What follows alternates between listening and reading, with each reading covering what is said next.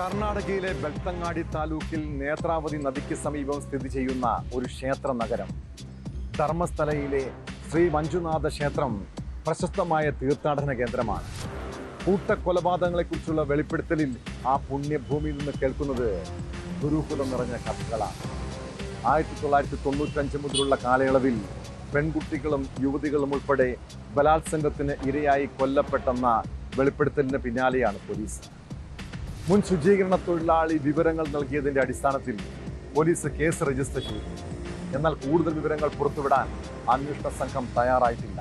ഇതിനിടെ 2012 +2 വിദ്യാർത്ഥിനി ബലാത്സംഗത്തിനിരയായി കൊല്ലപ്പെട്ട കേസും വീണ്ടും ചർച്ചയാവുകയാണ്.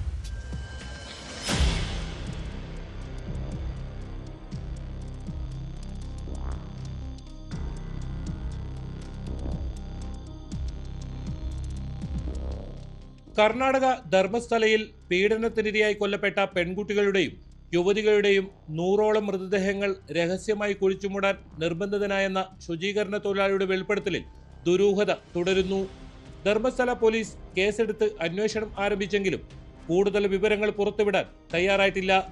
ബെൽത്തങ്ങാടി കോടതി നിർദ്ദേശത്തെ തുടർന്നാണ് പോലീസ് കേസ് രജിസ്റ്റർ ചെയ്തത്.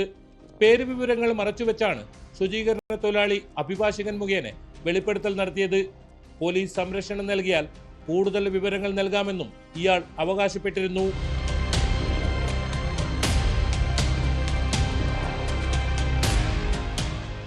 ആയിരത്തി 1995, 2014 കാലഘട്ടത്തിൽ ഭീഷണിപ്പെടുത്തി ഹീനകൃത്യങ്ങൾ ചെയ്യിപ്പിച്ചുവെന്നാണ് പരാതിയിൽ പറയുന്നത്. ഇതോടെ 2012 ഒക്ടോബർ 9 ധർമ്മസ്ഥലയിൽ പീഡനത്തിനിരയായി കൊല്ലപ്പെട്ട +2 വിദ്യാർത്ഥിനിയുടെ കേസ് വീണ്ടും ചർച്ചയായിട്ടുണ്ട്. കോളേജിൽ നിന്ന് വീട്ടിലേക്ക് പുറപ്പെട്ട പെൺകുട്ടിയെ സ്കൂൾ യൂണിഫോമും ബാഗും ഉൾപ്പെടെ ആളൊഴിഞ്ഞ പ്രദേശത്ത് കൊല്ലപ്പെട്ട നിലയിൽ കണ്ടെത്തുകയായിരുന്നു. കേസിൽ കാർക്കള സ്വദേശിയെ പ്രതിചേർത്ത് കേസെടുത്തിരുന്നുവെങ്കിലും തെളിവുകളുടെ അഭാവത്തിൽ കോടതി വിട്ടയച്ചു. ഇയാളല്ല കൊലയാളിയെന്ന് കുടുംബവും നേരത്തെ വ്യക്തമാക്കിയിരുന്നു. കേസുമായി ബന്ധപ്പെട്ട് അന്നത്തെ അന്വേഷണ ഉദ്യോഗസ്ഥരുടെ കൃത്യവിലോപം ചർച്ചയാവുകയും ഇവരിൽ ഒരാളെ സ്ഥലം മാറ്റുകയും ചെയ്യുകയുമുണ്ടായി. ശുചീകരണ തൊഴിലാളിയുടെ വെളിപ്പെടുത്തലിന്റെ അടിസ്ഥാനത്തിൽ സത്യസന്ധമായ അന്വേഷണം നടത്തി ദുരൂഹത മാറ്റണമെന്ന ആവശ്യമാണ് ഉയരുന്നത്.